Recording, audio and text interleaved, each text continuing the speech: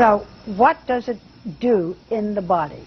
Well, what we have discovered is that resveratrol works on a gene which is called SIRT1, and this is a gene that controls the aging process. Resveratrol seeks out that gene and switches it on. And with that gene activated in the mouse on the right by a high dose of resveratrol, she quickly turned into a mini Olympian, running twice as far as the untreated mouse on the left.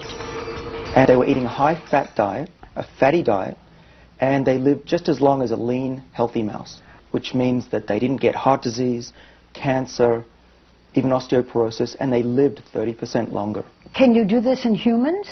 With the same exact gene. And we think that resveratrol could have similar benefits in people. Realizing the blockbuster potential for his new pill, Sinclair teamed up with biotech entrepreneur Chris Westphal, together raising more than $100 million for further research.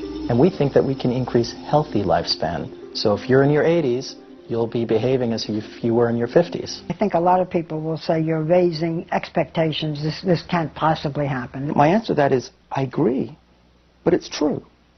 What else can I say? Aging is really a set of diseases, and if we slow them down and cure them, people will live longer, healthier lives. And you're talking especially now about diabetes and Alzheimer's? So the major killers of Western society are exactly the diseases that should be able to be treated with the drugs we're developing. Well, you know what, Doctor?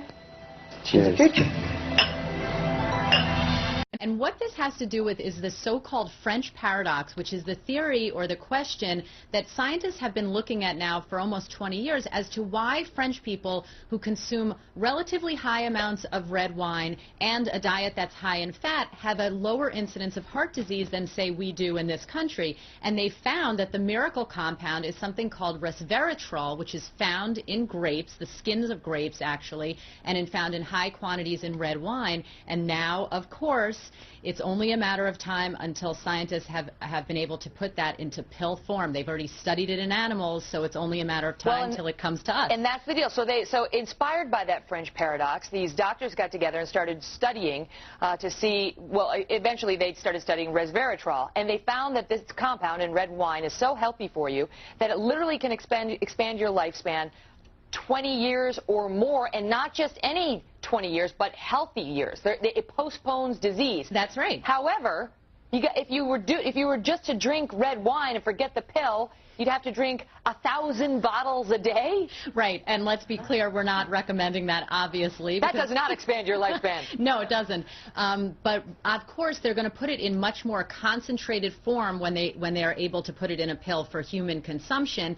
But they found that the compound in the pill actually activates a gene that is then responsible for slowing the aging process. And it's doing everything from preventing diseases to fighting types of infection that are implicated in aging and the diseases that come with aging.